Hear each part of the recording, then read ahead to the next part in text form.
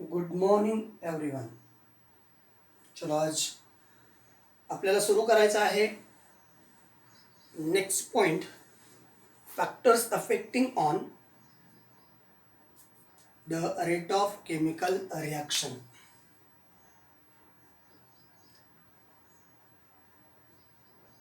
Factors affecting on rate of chemical reaction. तर या पॉइंटमध्ये there are the 5 factor.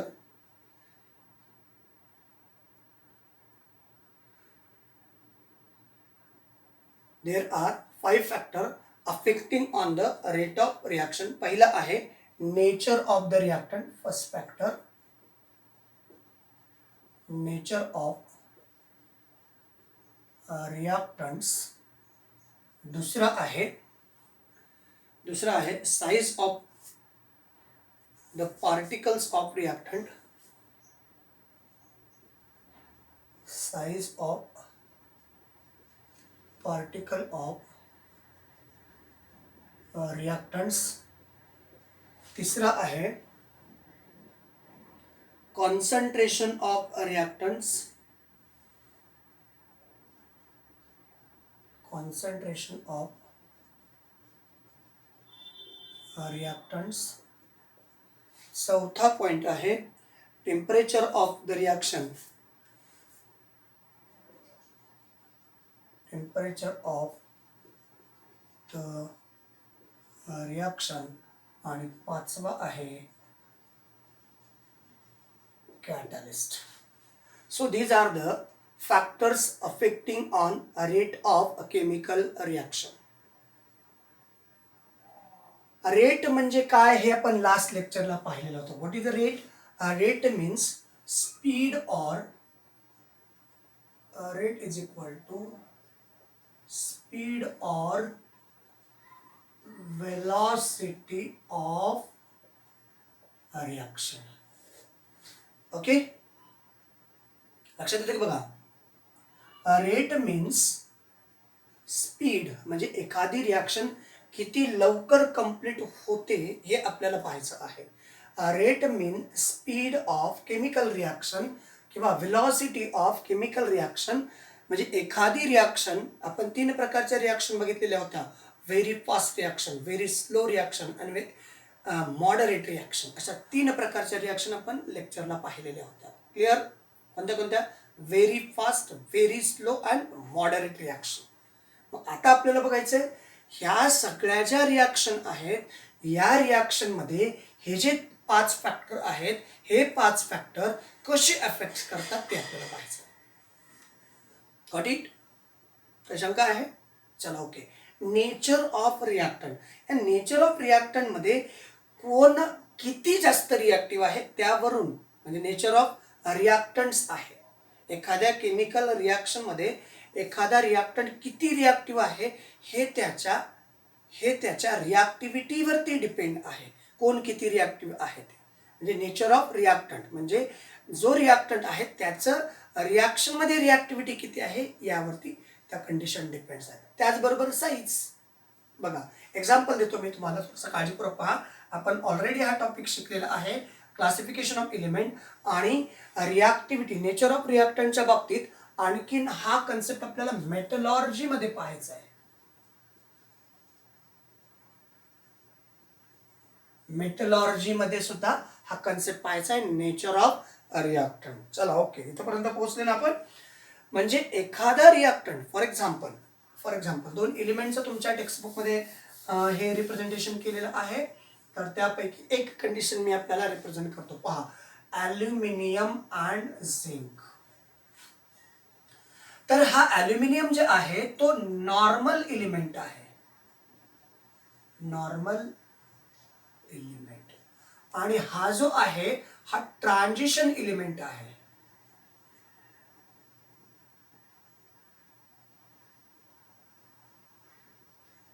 Transition element. Clear? एक कुठला एलिमेंट नॉर्मल, दुसरा कुठला ट्रान्झिशन एलिमेंट आहे. मग आता पुढचा मुद्दा आहे ट्रान्झिशन एलिमेंट म्हणजे काय, ज्यांच्या लास्ट 2 शेल इनकम्प्लीट असतात.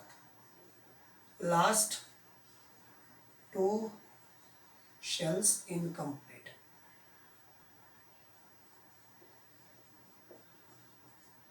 आणि याची लास्ट शेल इनकम्प्लीट.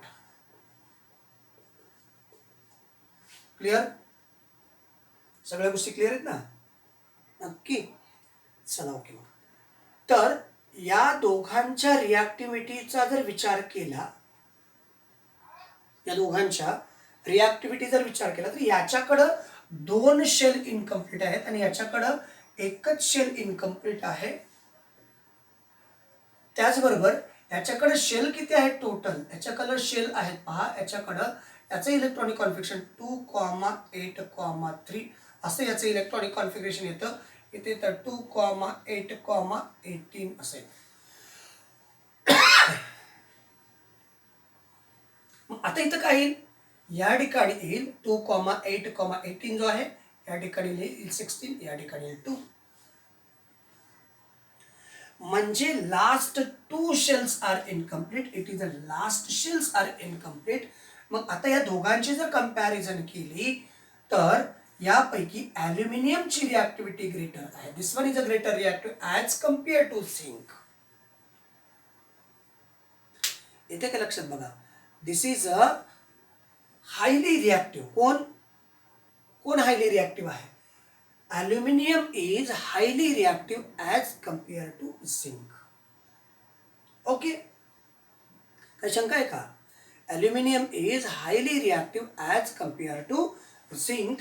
आणि मग आता या दोघांची जर कुठं रिॲक्शन असेल, याचा एखादा कंपाऊंड असेल, याचा एखादा कंपाऊंड असेल, तर या ठिकाणी याची रिॲक्टिव्हिटी याच्या रिॲक्टिव्हिटीपेक्षा, म्हणजेच ॲल्युमिनियमची रिॲक्टिव्हिटी झिंकच्या रिॲक्टिव्हिटीपेक्षा, reactivity of aluminium is greater as compare to the reactivity of zinc. Reactivity of aluminium is greater as compare to the reactivity of zinc. Got it? लक्षात येते का बघा? चला तर कुठं आलो होतो आपण? Nature of reactivity of aluminium and zinc. तर या दोघांचं जे इलेक्ट्रॉनिक कॉन्फिगरेशन पाहिलेलं आहे ते इलेक्ट्रॉनिक कॉन्फिगरेशन बघा. या दोन्ही इलिमेंटची, फॉर एक्झाम्पल याची हायड्रोक्लोरिक ॲसिड सोबत रिॲक्शन केल्यानंतर aluminium is reacts with hydrochloric acid. Aluminum is reacts with hydrochloric acid, formation of hydrogen gas or liberation of hydrogen gas and formation of salt AlCl3. लक्षात येते का बघा? Formation of hydrogen gas AlCl3 या प्रकारचा hydrogen gas मिळाला. आता या ठिकाणी ही रिॲक्शन अनबॅलन्स आहे, बरोबर? इथं आपण ट्वाइस करू, या ठिकाणी येईल 6 टाइम्स, इथे येईल ट्वाइस, इथे येईल थ्राइस. बरोबर आहे का बघा? 3 to the 6, 3 to the 6. तर ही जी रिॲक्शन आहे, जेव्हा ॲल्युमिनियम किंवा झिंक हा डायल्यूट हायड्रोक्लोरिक ॲसिड सोबत रिॲक्ट झाल्यानंतर, हे दोघं जे आहेत डायल्यूट हायड्रोक्लोरिक ॲसिड सोबत जेव्हा रिॲक्ट होतील तेव्हा हायड्रोजन गॅस लिबरेट करतील, बरोबर ना? आणि या दोघांपासून सॉल्ट तयार होतील. मेटलचे काय तयार होतील? सॉल्ट. फॉर एक्झाम्पल झिंक बघा, zinc is reacts with hydrochloric acid, formation of ZnCl2 then H2. या ठिकाणी हायड्रोजन किती लिबरेट झाले? 6 हायड्रोजन. या ठिकाणी हायड्रोजन किती लिबरेट झाले? Twice of hydrogen. इथं किती आला? ट्वाइस. इथं ZnCl2 अँड H2. तर अशा प्रकारच्या रिॲक्शन या ठिकाणी तुम्हाला पाहायला मिळतात. म्हणजे रिॲक्शन ऑफ ॲल्युमिनियम मेटल ही काय आहे? व्हेरी फास्ट रिॲक्शन आहे as compare to zinc. Aluminium मेटलची रिॲक्शन झिंकच्या पेक्षा जास्त रिॲक्टिव्ह आहे. त्याच्यामुळं ॲल्युमिनियमची reactivity with hydrochloric acid is higher than ॲल्युमिनियमची रिॲक्टिव्हिटी हायड्रोक्लोरिक ॲसिडमध्ये जास्त आहे as compare to zinc. Clear? Introduction पाहतोय आपण सध्या. वाटलं तर मी नंतर टेक्स्टबुकच्या सगळ्या कन्सेप्ट आपल्याला वाचून दाखवतो, त्याच्याबद्दल काही शंकाच नाही. क्लिअर? रिॲक्टिव्हिटीच्या बाबतीत. नेक्स्ट आहे पार्टिकलचा साईज. Size of particle. पार्टिकलच्या साईजवरती सुद्धा रिॲक्शनचा रेट डिपेंड्स आहे. लक्षात आलं? पार्टिकलच्या साईजवरती सुद्धा रेट ऑफ रिॲक्शन डिपेंड्स आहे. त्याचं एक्झाम्पल बघा, Shahabad tiles, powder of Shahabad tiles. Powder of Shahabad tiles म्हणजे आपल्या घरात बसवलेली फरशी. आता आपल्या घरात बसवलेली जी फरशी आहे, या फरशीवरती, आपल्या घरात बसवलेल्या फरशीवरती किंवा त्याच्यासोबत जर हायड्रोक्लोरिक ॲसिडची आपण रिॲक्शन केलात तर काय गॅस तयार होतो? कारण शहाबाद टाइल्स काय आहे? शहाबाद टाइल्स हा बेस आहे. शहाबाद टाइल्स हा बेस आहे. बेसची रिॲक्शन आपण कशासोबत करतो? ॲसिड सोबत. काळजीपूर्वक पहा, कॅल्शियम कार्बोनेट CaCO3 याची हायड्रोक्लोरिक ॲसिड सोबत रिॲक्शन केल्यानंतर यापासून तयार होतो CaCl2 plus H2O plus CO2. ही रिॲक्शन आहे. That is a Shahabad tiles. घरात बसवलेली शहाबादी फरशी. आपल्या घरात ती भाजलेली फरशी असते. टाइल्स आहेत ना घरातल्या बसवलेल्या, ही शहाबादी फरशी नाही. तर आपल्याकडं जी माती मिळते ना, मडके घडविण्याची जी माती मिळते, त्या तशा प्रकारच्या फरशा तयार केल्यात आणि त्याच्यावरती चायना क्लेचं किंवा वेगवेगळ्या प्रकारचे पेंट असतात, त्याच्यावरतून त्याचं लेअर दिल्यानंतर भाजले जातात आणि मग ती तयार होते फरशी. आता ही जी आहे शहाबाद टाइल्स, संगमरवर माहिती आहे, संगमरवर पासून तयार केली. आपल्या या फरशीवरती लिंबाचे थेंब पडले तरीही, लिंबाचा रस, आपण तो लिंबू खातो ना, त्या लिंबाच्या रसाचे थेंब पडले तरीही याची रिॲक्शन होत नाही, त्याला काही फरक पडत नाही. म्हणजे हे शहाबाद टाइल्स नाही. शहाबादी फरशीवरती लिंबाचा थेंब पडल्यानंतर तो दाग पुन्हा निघत नाही. मुद्दे लक्षात घ्या काय चालले ते. मुद्दे लक्षात घ्या काय चाललेलं आहे ते. तर ही जी रिॲक्शन आहे, ही रिॲक्शन या पावडर आणि समजा खडे, पावडर फॉर्म मध्ये काय होईल? Size of the particle is very small. Size of the particle is very small. पार्टिकलचा साइज अतिशय स्मॉल आहे. कारण का? पावडर फॉर्म मध्ये आहे. ती जर पार्टिकलची size if the particle size is big.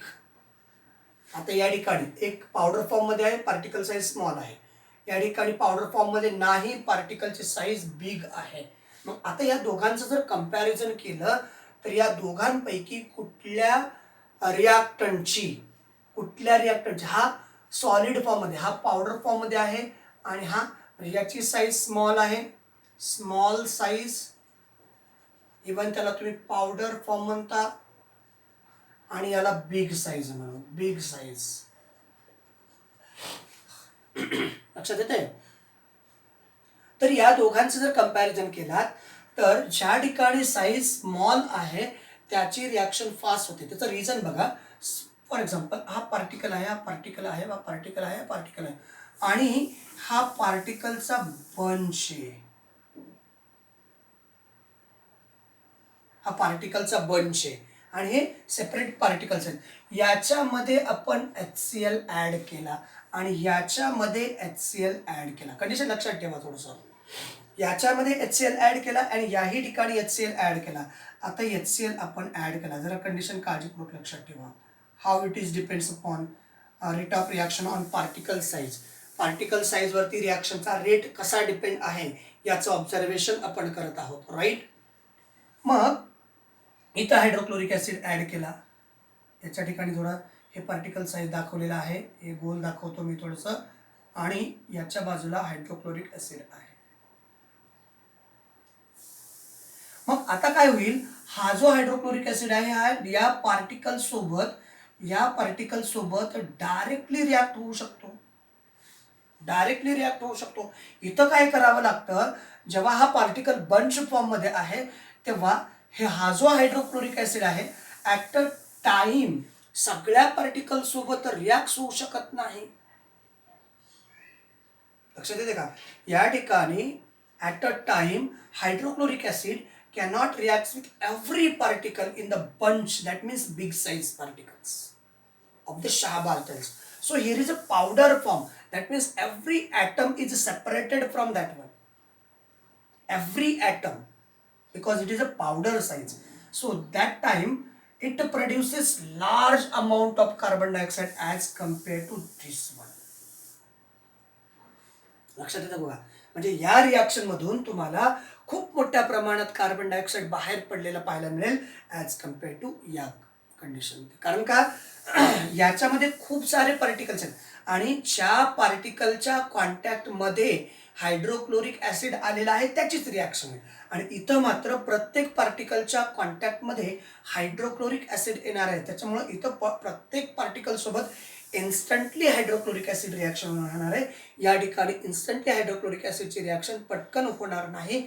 त्यामुळे यापासून या रिॲक्शनमध्ये दॅट मीन्स बिग साईज कंडिशनमध्ये हायड्रोक्लोरिक ऍसिड सोबत रिॲक्शन झाल्यानंतर कार्बन डायऑक्साईडचं प्रमाण कमी असेल आणि या ठिकाणी स्मॉल साईज असल्यामुळं कार्बन डायऑक्साईडचं प्रमाण जास्त असेल. That means this reaction produces very fastly as compare to the big size particles. लक्षात येते का बघा? लक्षात येते का बघा? विचार करा, थोडंसं विचार करायला वेळ देतोय, तसं काही अडचण नाही, आपल्याला पण काही घाई नाही. रिलॅक्स मोडमध्ये आपल्याला सगळ्या कंडिशन पाहायच्या आहेत. सगळ्या कंडिशन पाहायला येतात व्यवस्थित? क्लिअर? All clear? चलो ओके, आगे निकलते हैं. नेक्स्ट पॉइंट, 2 पॉइंट कळले तुम्हाला. पहिला पॉइंट होता नेचर ऑफ रिॲक्टंट, रिॲक्टंटचं नेचर, रिॲक्टंट किती रिॲक्टिव्ह आहे आणि किती रिॲक्टिव्ह नाही. दुसरं पार्टिकलचा साईज कसा आहे आणि कसा नाही. पार्टिकलचा साईज जर बिग असेल तर त्याचा रेट कमी असतो, पार्टिकलचा साईज स्मॉल असेल तर त्याचा रिॲक्शनचा रेट जास्त असतो. त्याच्यानंतर कॉन्सन्ट्रेशन ऑफ रिॲक्टंट, रिॲक्टंटचं कॉन्सन्ट्रेशन किती आहे. If the reactant is highly concentrated, rate of reaction is produces fast.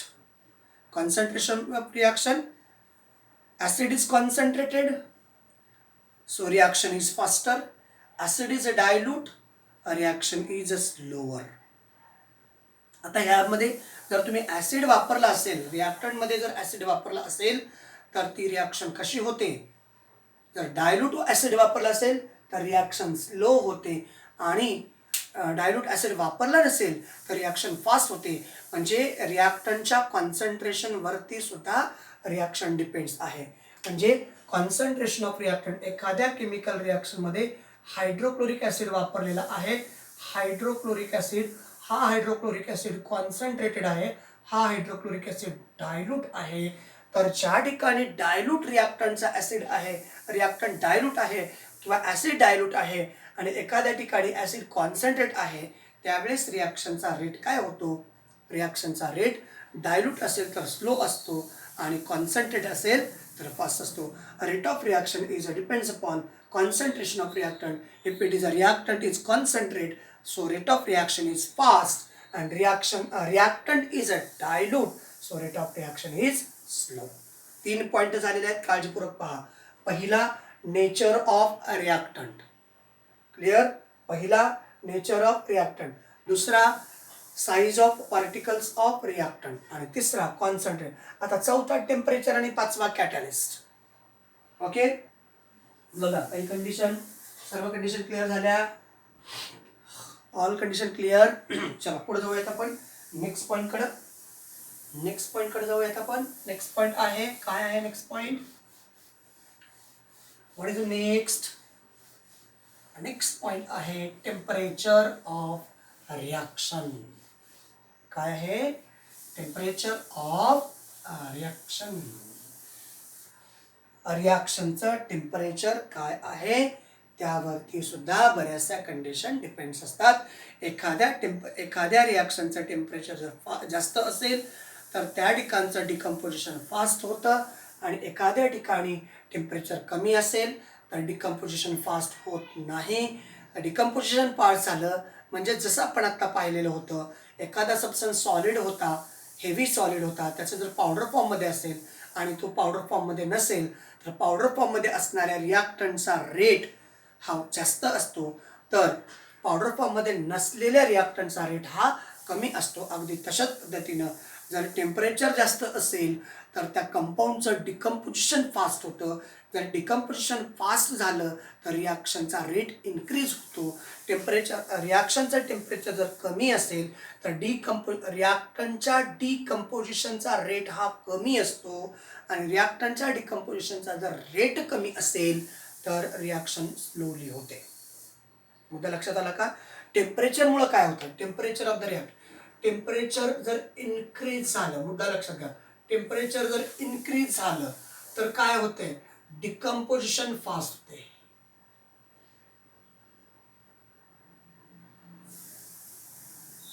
Decomposition काय होतं? फास्ट होतं आणि डिकम्पोजिशन फास्ट झालं, मुद्दा लक्षात घ्या, डिकम्पोजिशन जर फास्ट झालं तर रिॲक्शनचा रेट ऑफ रिॲक्शन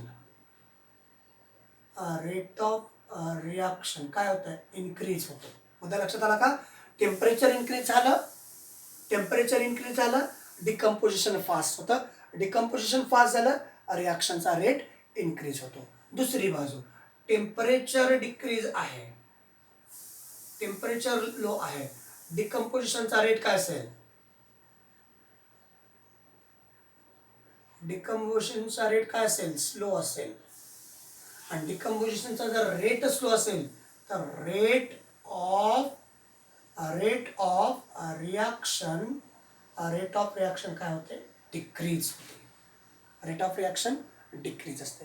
क्लिअर झालं का? बघा, म्हणजे काय डिकम्पोजिशन म्हणजे काय? जो रिॲक्टंट आहे त्याचे काय होतात? Breakdown into smaller pieces. Temperature increases, decomposition means breakdown into smaller pieces. If the breakdown into smaller pieces, if it is a fast decomposes, rate of reaction is fast. If temperature decreases, low temperature, rate of decomposition, that means conversion of smaller pieces is slow, therefore rate of reaction is slow. Clear? त्याचबरोबर शेवटचा मुद्दा आहे catalyst. शेवटचा मुद्दा आहे catalyst. काय काम आहे catalyst? Catalyst it is a substance. Catalyst काय आहे? It is a substance to increase. Catalyst it is a substance to increase the rate of chemical reaction. Catalyst it is a substance to increase the rate of chemical reaction. Clear? म्हणजे एखाद्या chemical रिॲक्शनमध्ये कॅटॅलिस्टचा use केला तर त्या chemical रिॲक्शनचा rate आहे त्यापेक्षा वाढतो. तुमच्या टेक्स्टबुकमध्ये example दिलेलं आहे KClO3, पोटॅशियम क्लोरेट म्हणतात त्याला, KClO3, आणि याला डिकम्पोज करण्यासाठी कॅटॅलिस्ट वापरलेलं आहे. याचं सेल्फ डिकम्पोजिशन होतं. याला हीट केल्यानंतर सेल्फ डिकम्पोजिशन होतं twice of KCl plus thrice of O2. तर या ठिकाणी जे आहे, या ठिकाणी मॅंगनीज डायऑक्साईड हा पावडर फॉर्ममध्ये कॅटॅलिस्ट म्हणून डिकम्पोजिशनसाठी किंवा हायड्रोजन परऑक्साईडसाठी वापरला जाऊ शकतो. या ठिकाणी मॅंगनीज डायऑक्साईड MnO2 हा कॅटॅलिस्ट म्हणून वापरला गेला आहे.